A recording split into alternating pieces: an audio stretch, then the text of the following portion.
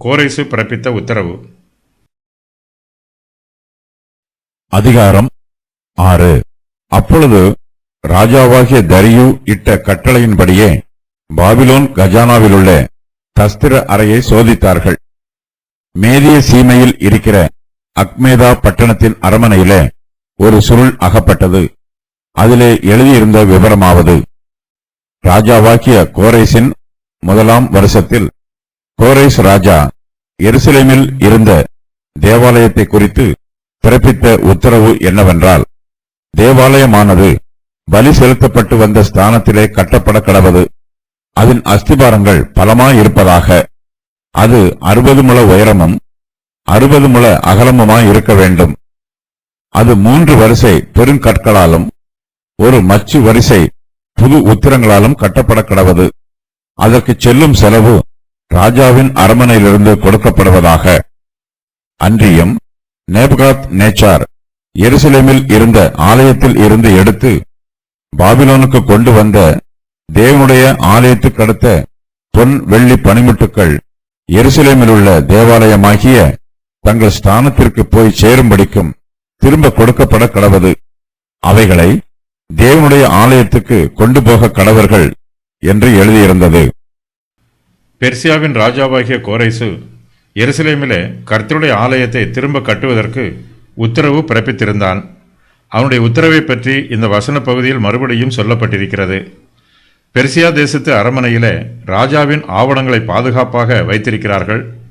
கோரேசு ராஜா எருசலேமில் கர்த்தருடைய ஆலயத்தை கட்டுவதற்கு பிறப்பித்த உத்தரவின் நகலை தரியு ராஜாவின் கட்டளை பிரகாரம் தேடி பார்க்கிறார்கள். அப்பொழுது ராஜாவாகிய தரியு இட்ட கட்டளையின்படியே பாபிலோன் கஜானாவில் உள்ள தஸ்திர அறையை சோதிக்கிறார்கள். மேதிய சீமையில் இருக்கிற அக்மேதா பட்டணத்தின் அரமனையிலே ஒரு சுருள் அகப்படுகிறது. தத்னாயின் பிராது கடிதத்தை தரியு ராஜா வாங்கி பாபிலோன் கஜானாவில் உள்ள தஸ்திர அறையை சோதித்து பார்க்கிறான். அக்மேதா பட்டணத்தின் அரமனையிலே ஒரு சுருள் அகப்பட்டது. கோரேசு ராஜாவின் ஆணையும் தேவாலயத்தின் அளவும் அந்த சுருளில் குறிப்பிடப்பட்டிருக்கிறது. கோரேசு ராஜாவின் ஆணை பிரகாரமாக எருசலேமில் தேவாலயம் கட்டும் பணி தடையில்லாமல் தொடர்ந்து நடைபெற வேண்டும் என்று தரியு தீர்மானம் பண்ணுகிறான். தத்னாயும் ஐபராத்து நதிக்கு மேற்கு பகுதியில் உள்ள மற்றவர்களும் ராஜாவின் திரவியத்தினாலே யூதருக்கு உதவி புரிய வேண்டும் என்றும் கட்டளையிடுகிறான். அவர்கள் பலி செலுத்துவதற்கு தேவையான மிருக ஜீவன்களையும் தாழ்ச்சியில்லாமல் கொடுத்து உதவி புரியுமாறு கட்டளையிடுகிறான். மேலும் தேவாலயம் கட்டும் வேலைக்கு யாராவது எதிர்த்து நின்றால் அவன் அழிக்கப்படுவான் என்றும் தரியு உத்தரவிடுகிறான். கோரேசு பிறப்பித்த உத்தரவின் நகல் பாபிலோன் கஜானாவில் உள்ள தஸ்திர அறையில் கிடைக்கவில்லை. ஆனால் அந்த உத்தரவின் நகல் மேதிய சீமையில் இருக்கிற அக்மேதா பட்டணத்தின் அரமனையிலே கிடைக்கிறது. கோரேசு பிறப்பித்த உத்தரவு ஒரு சுருளிலே எழுதப்பட்டு மேதிய சீமையில் பாதுகாப்பாக வைக்கப்பட்டிருக்கிறது. கோரேசு ராஜா பிறப்பித்த உத்தரவின் நகலில் எழுதப்பட்டிருக்கிற விவரங்களை எஸ்ரா இந்த வசன பகுதியில் எடுத்துச் சொல்லுகிறார்.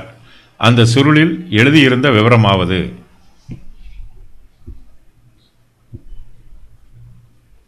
ராஜாவாகிய கோரேசின் 1ஆம் வருஷத்தில் கோரேசு ராஜா எருசலேமில் இருந்த தேவாலயத்தை குறித்து பிறப்பித்த உத்தரவு என்னவென்றால், தேவாலயமானது பலி செலுத்தப்பட்டு வந்த ஸ்தானத்திலே கட்டப்பட கடவது.